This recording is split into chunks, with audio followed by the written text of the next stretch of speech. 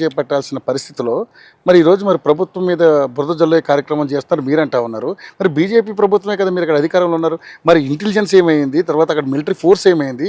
వాళ్ళు కాశ్మీరీ యొక్క పోలీసుల దుస్తుల్లో వచ్చి 5గురు వచ్చి అంతమందిని కాలుస్తుంటే మరి ఇంటెలిజెన్స్ ఏమైపోయింది సార్? అరగంట వరకు రెస్పాండ్ కాకపోతే దాన్ని ఏ విధంగా చూడొచ్చు అసలు?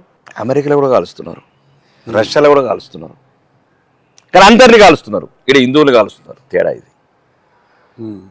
తీవ్రవాదం ప్రపంచం మొత్తం ఉన్నది, లేదని కాదు. సమస్య ఏంటంటే ఇప్పుడు ఉదాహరణకు అమెరికాలో ఫైర్ చేస్తాడు, 50 మంది క్రిస్టియన్, హిందూ, ముస్లిం అందరినీ కాల్చేస్తాడు.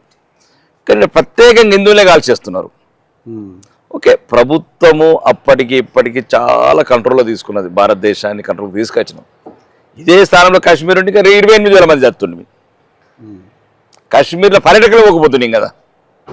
ఒక పచ్చటి కాశ్మీరాన్ని శ్మశానం చేసిన పార్టీ కాంగ్రెస్ పార్టీ 65 ఏళ్ళల్లో. ఒకప్పుడు మీరు చూడండి సినిమా షూటింగ్లు, తెలుగు సినిమాలు, పాత హిందీ సినిమాలు అన్నీ కాశ్మీర్లో షూటింగ్ అని. రోజు రోజుకు ఈ జోకుడు రాజకీయాలు చేసి పెట్టేది కాంగ్రెస్ ప్రభుత్వం తెలంగాణలో చేస్తుందో ఈ జోకి దాన్ని శ్మశానం చేసి కూర్చున్నారు. దాన్ని ఇదంతా తీసుకొచ్చే వరకు ఈ 11 సంవత్సరాల నుంచి ఒక కొలిక్కి వచ్చింది. మళ్ళీ పర్యాటకులు వెళ్తున్నారు. ఇంతకుముందు పర్యాటకులు లేకుండ్రే. ఇప్పుడు డాల్ లేక్ సరస్సులు కావచ్చు, పాయల్గామ్ కావచ్చు, నేను కూడా వెళ్ళాను.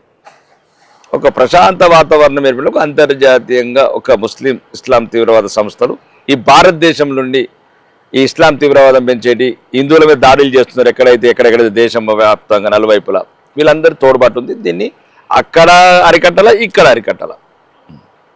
ఢిల్లీ నడిబొడ్డున ఈరోజు కేకులు కట్ చేసుకునే పరిస్థితి వచ్చిందంటే దీన్ని ఏ విధంగా చూడొచ్చు సార్? ఆ మీడియాకి దొరికిన విజువల్స్ చూస్తుంటే కేక్ పట్టుకెళ్ళి కేక్ కట్ చేసుకునే పరిస్థితి ఉంది. అంటే